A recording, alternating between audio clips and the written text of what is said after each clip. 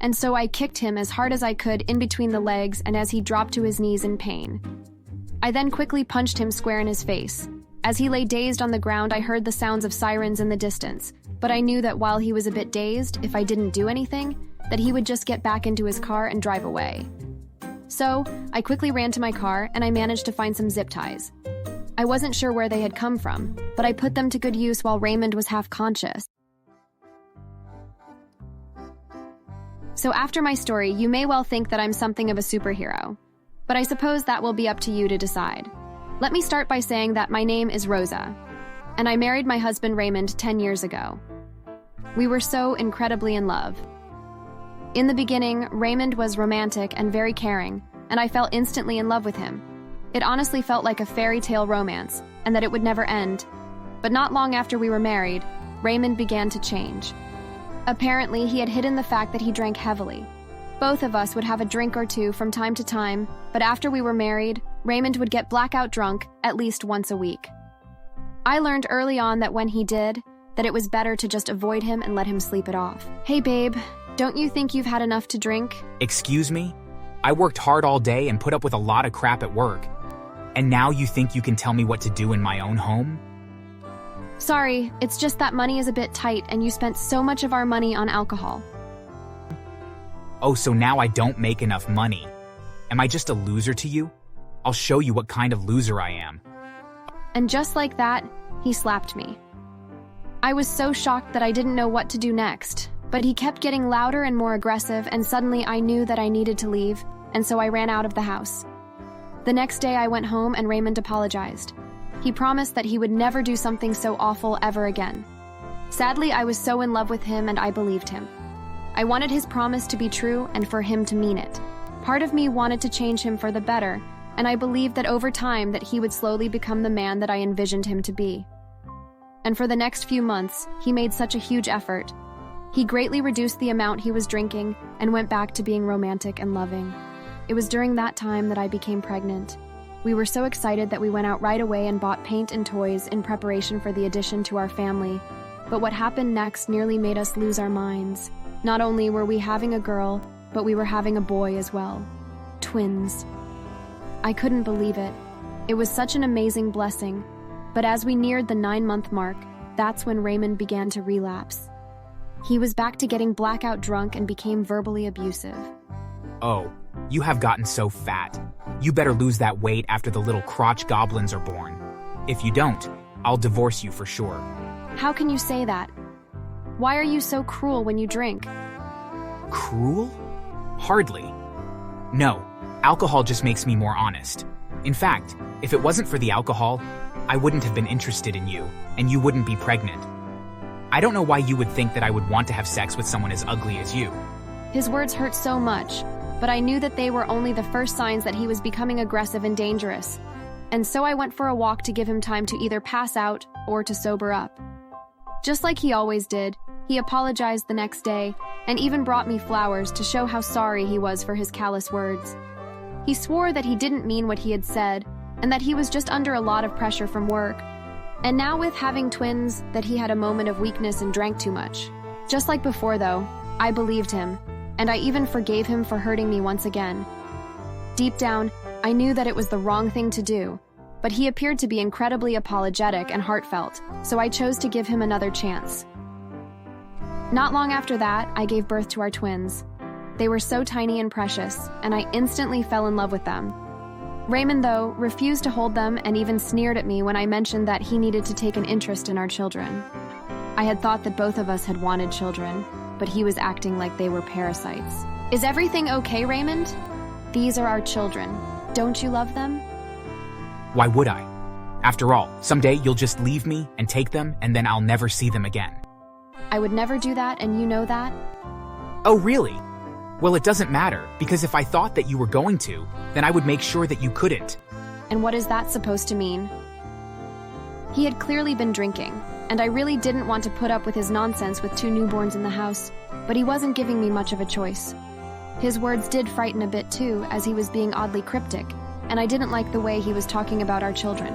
Listen, Raymond, you need to go and sleep this off. We have children now. You can't just drink yourself into oblivion or worse. Drink so much that you get violent or aggressive. You have a problem and you need help. No, what I need is another beer and we're all out. I'm going to go and get more. I tried my best to stop him, but he grabbed his keys and ran out to his car and drove off. In that moment, I was so conflicted. Part of me wanted to get him help, but another part of me was considering calling the police. After all, he was wasted and out driving on the road, and he could seriously hurt someone.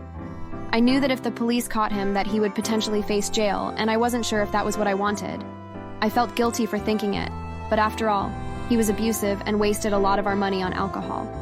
The sad part is that I still loved him, and I wanted him to get sober and to find a path away from being an alcoholic, but that didn't seem possible at that moment. Suddenly, I heard Raymond's car pull back into the driveway. I waited in the living room, thinking that that would be where he was heading, but he instead ran upstairs, and then even quicker, ran back down the stairs and out to his car, and then sped away. Confused, I slowly went upstairs and checked all the rooms to figure out what he had done, and I nearly fainted when I discovered that my babies were missing. Raymond had come home and had grabbed them and was now driving around while drunk with my children. I couldn't imagine where he was intending to take them, and I didn't care. I ran downstairs and jumped in my own car. I picked a direction and slammed down on the gas pedal. Luck was on my side, though, as I pulled up behind Raymond's car as he sat at a stop sign. I could tell that he noticed me as he then sped away from the stop sign in an attempt to flee from me. Praying that nothing would happen, I slammed on the gas and sped through the intersection after him.